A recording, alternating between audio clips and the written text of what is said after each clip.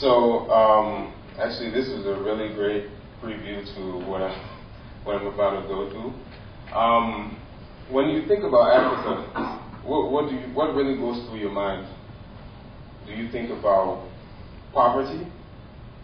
Does Africa invoke wars, hunger? Is that what goes through your mind? Well, my name is Jefferson King, and I was born in Liberia. I think Josh was talking about his experience in Liberia. I was born in Liberia during the Civil War that occurred there, and I had to leave the country as a result of that. I actually came to the U.S. as a refugee in 2000. As you can imagine, the Civil War, the results of that can be a wide-scale destruction, and there's just a lot of problems that are left as a result of that. And in Liberia, for example, we have all the infrastructure is destroyed. You have the pipes are not working anymore. The electricity infrastructure totally damaged because the fighters decided that if we destroy the hydroelectric dam, people will not be able to do everything as they normally do, and we can be able to capture the capital. And so there's no electricity in the whole country. What people use is generators, and that's actually what the government uses to power a few street lights. So you have all these problems combined with an 80% unemployment rate in the formal sector. So it just seems very hopeless. And so I'm going to go through what a lot of people are doing to help solve these problems. So we have, I'll start with foreign aid first. You know, we've been hearing about this. This has been going on since the 1960s, 1970s. Foreign aid. Governments in the U.S. and European countries, they give large amount of money to African governments in order to help them do certain things in their countries. That's been going on for a while, and that hasn't really gotten rid of poverty.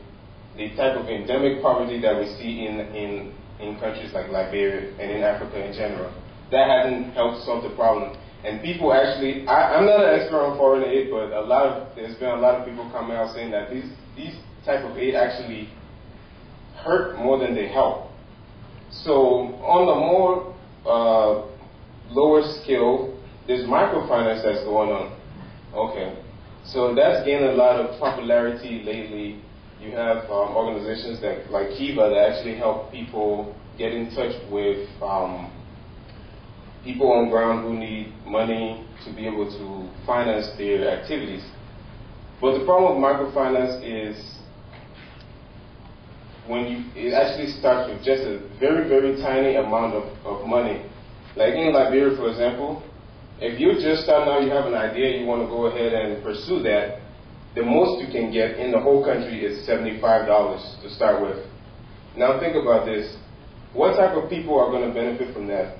Most likely somebody like this lady who can buy a few fruits. She can buy some fruits and sell it and be able to gain that money and be able to make some profit and go get some more loan to be able to buy some more fruits again. But what if there's somebody who has a great idea and this person needs to take that idea and transform it into something big? $75? $100? Does that really help? I don't think so. There's also skill training programs where they offer people the opportunity to be trained in carpentry and other types of skills. And basically, what I've seen is it actually doesn't really help because, number one, you have the problem of unemployment. So if there are no jobs, you train these people in these skills, what's to say that they're going to get jobs because now they have these skills? And if there's no money, there's no capital for people to start their own businesses, how can these people who already have the skills, how can they gather enough capital, enough funds to be able to start something of their own? So another solution that's being taken is a lot of international NGOs are trying to tackle some of these problems. And before I go on, I would just say I'm not against international NGOs or anything like that. I just think they have a certain important role to play, and it should be followed by a lot of terms that they should go by. Number one, international NGOs, they're always short-term. No NGO goes into a country with the intention of staying forever. That's not the case. And because they're short-term, that means that whatever they're doing, there's no way to guarantee that it goes on forever. So this example, what you're looking at right here is an example of a village I visited in Liberia this past December.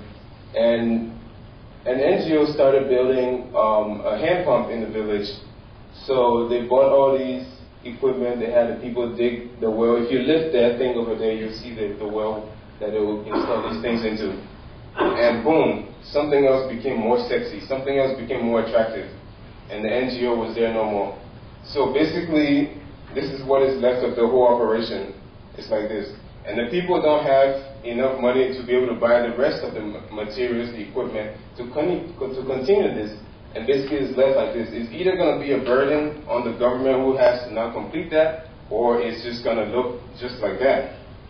So another problem with international NGOs going into countries and trying to solve the problems is their efforts are rarely initiated by the community. If they're initiated by the community, that's good. Let's say in Liberia, right now, there's a high case of maternal death during labor. These women are dying continuously, and this lady called Mary Sonkala, she actually decided that she wasn't going to stand by and watch this, so she actually went and became trained as what are the name of the people who do the midwife. Thank you. She became trained as a midwife, and she actually came back to her village. She trained a lot more people. So she trained 5 other women. So there were 6 midwives. They built actually she started in her house. They started delivering pregnant women in their house and taking care of them. And people from nearby villages kept on coming. They overflowed the area. And so she decided, well, we have to build an actual huge building that can actually handle these type of situations. So together with the community, they built a clinic, a maternity clinic, and they were able to handle a larger amount of people.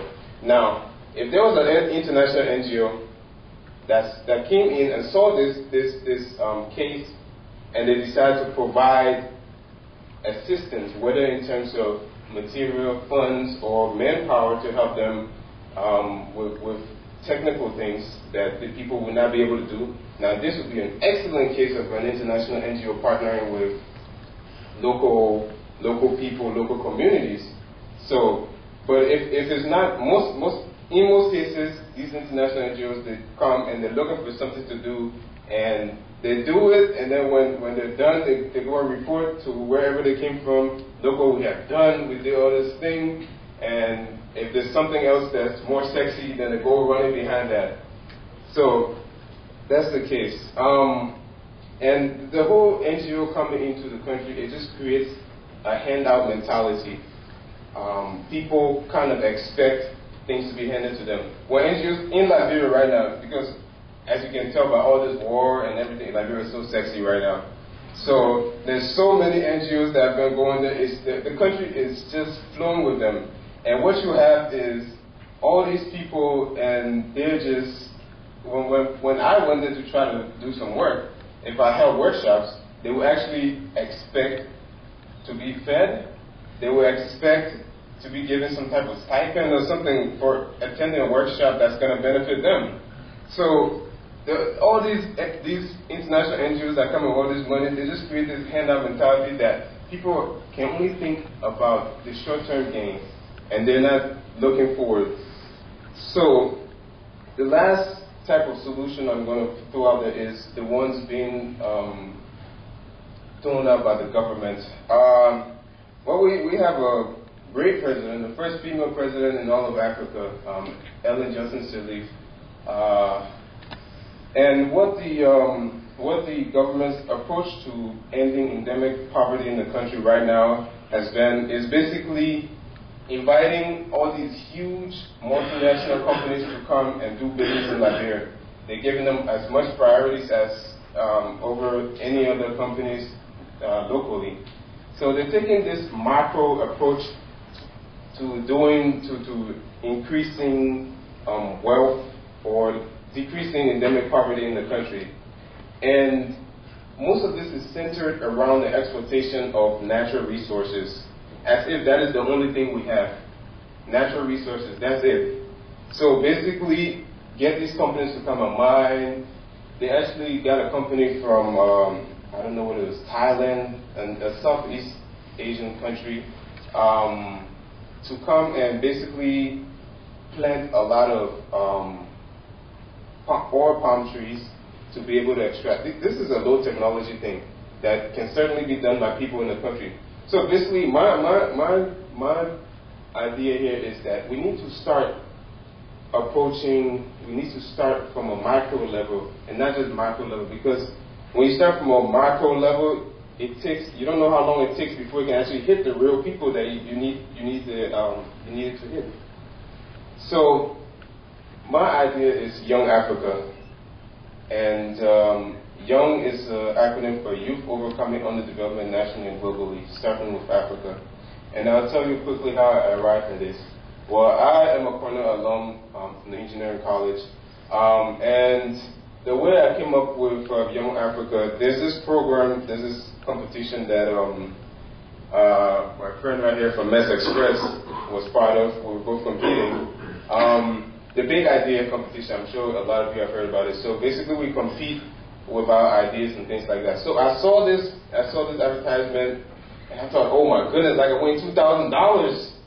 Yeah. So I sat down, I said, what can I think of that can make me win $2,000? That's amazing. And at this time I was in a dining hall, so what I thought about had to do with dining halls. So I was sitting down and I said, wow, these people are wasting a lot of food. What if I can come up with something that can make people save that can make the dining hall save on the waste here? And then I thought, okay, what about this? What if they start doing trees that can weigh themselves, blah, blah, blah. So I started, it was silly ideas, but I took it back home and I sat down and I kept on thinking some more. And eventually I realized that, it helps a lot to reduce waste by just reducing the portions of the food, and removing trays, which actually Cornell Dining has started doing now. So I said, yeah, this is not going to be economically viable. But then I was like, wow, I wasted 2 hours thinking right now of a solution. This is crazy. How did that happen? So basically, and then it hit me. I said, if this competition out here can make me sit down and want to solve a problem, come up with business idea that can solve a problem, what if this was the place back home? What if this was the case back home? We could have a lot of people who have all this time on their hands to come up with all these amazing ideas that could help bring money for them and develop the country and the continent. So that's how I arrived at Young Africa. And I ultimately realized that in a place like Africa, you would need a lot more to be added in order to. You can't just have just a competition. There are a lot of people there who don't have a lot of the access to resources and all those things. So I realized that we had to do a lot of things to be able to make this what it needed to be. Ultimately, what this is a citizen-led approach to development. And I think one of the biggest challenges in this is Africans do not know their potential. And I'm actually glad I went right after William Kampamba. And William's story just shows the potential that's out there. There's a huge potential of brilliant people just waiting to be discovered or waiting for somebody to partner with them so that they can be able to take their ideas from dream to reality. And that's what Young Africa is about. We want to provide a lot of things. There's 3 things we're providing: motivation, resources, and resources and competition. Okay, and some of you might not understand why motivation is needed so much, but it's crazy. I mean, us in the African elite, I consider us African elite right now because, you know, no matter how we think we're down to earth, we go back to Africa, we'll be thought of as somebody else. But it's hard for us to imagine that Africans do not think that they're capable of innovation and creativity, but that's how it is. When I went back, I just recently went back, I was actually shocked, I was surprised. People actually think, they have this fictitious notion that creation, innovation, starting all these brilliant businesses, that's the thing for the West, that's the thing for Asians. That's how it is. Whether it's latent or is out there, that's how it is. It's a fact. And so motivation is very necessary. So we basically what Young Africa is going to do is to showcase accomplished inventors and entrepreneurs, basically to inspire Africans in their power to dream. And William Kamkwamba, we already have a website right now, and he's one of the guys that's on it. I actually met him a few months ago, and he doesn't know how great he is. So basically, motivational workshops, we'll have those. Basically have somebody come out and talk to them, tell them their story. I came from exactly where you are, even worse situation than you're in. And this is what all I have done, all without leaving America, without leaving Africa, because I can't even talk on that because they would tell me, you from America, that's why you were able to do whatever you were able to do. But anyway, brochures, our website, and advertisement across local media outlets, basically just to get a constant message out that if you take your dreams and you put it into use, you can actually make something that can benefit you. And the second thing we plan on bringing about is resources. And this is the one that most people are probably familiar with. You know, there's lack of resources in a lot of African dreamers. They cannot find resources. No access to internet, libraries. How can you develop your ideas even more if you don't have other things to compare it to and improve upon it? No access to capital. Business education, there's a lack of that. There are no mentors around or that is readily available. And yes, so the last part is competition. And the point of the competition is to make available a way so that you can get the best ideas out there to be able to come forward and to be able to partner with the winners of these to create extremely viable businesses that can survive. So I can tell you what we have accomplished. I just went to Liberia in November and did a pilot project to kind of test what we have come up with here, and that's me right there. We went to 5 towns across a county, nearby county, 5 towns and cities, and we reached out to churches, mosques, educational facilities. We worked through the Ministry of Education to be able to reach schools. We actually had situations where we were going to the towns and cities, and all the schools would be closed because they realized how important this message is. They would say, go to the workshop and listen to it. And yeah, this is one of those workshops. We were actually in an auditorium and we had to get out because it was overflowing. There was too many people. We went to the football field. Yeah, I realize there's no grass there, but that's football field for you. We partnered with community radio stations where we do constant programming, basically telling people about what's going on, how their minds should not be wasted and things like that. So basically, we also did a business idea competition during that time, and we're able to get out 3 winners, which we're going to announce soon. And actually, the president of Liberia actually agreed to present the awards to the top 3 winners, which is a good step that the government's taking. So this is some of the sample entry. This guy here, he was a former child soldier, and when we met him, he was advertising He sells these things on the street. So it's a cure for some skin diseases, common skin diseases like ringworm, dandruff, and things like that.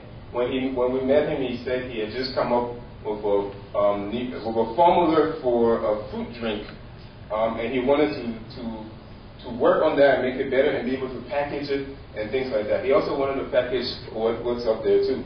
He called it anti-dermatosis. That was his name for it. And then another guy we met who is just so great in working with bamboo. That right there is made out of bamboo. This is the church ceiling, and he built that out of bamboo.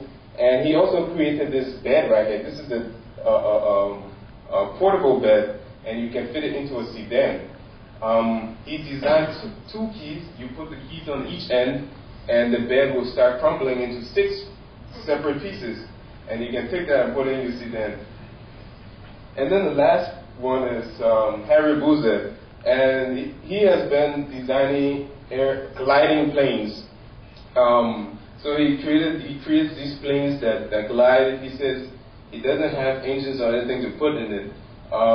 What he told me, he said, this guy has such a great knowledge of aerodynamics. Even I'm an engineer and I was impressed by him, although I'm not anything in mechanical or anything like that. But he basically told me, I think I figured out how to make a helicopter. I just need a bicycle engine. What's that for? Is the engine? Yes. Yeah. He just needs that so that he can start experimenting and building his little prototypes. So basically what I'm saying is there's so many people out there that we don't know about. It's not only William Kampomba. He was lucky enough to get discovered. But if African governments and our people can start putting enough efforts into things like this, then when they have billboards that advertise that people should pay their tax in a country with 80% unemployment rate, then it can actually have the effect, and people can actually start paying their taxes if they have jobs. So my goal is that in 15 to 20 years, when there's a new generation of Africans out there, that the word Africa will invoke prosperity, that it will invoke peace, it will invoke entrepreneurial genius. And this is just one way to get there.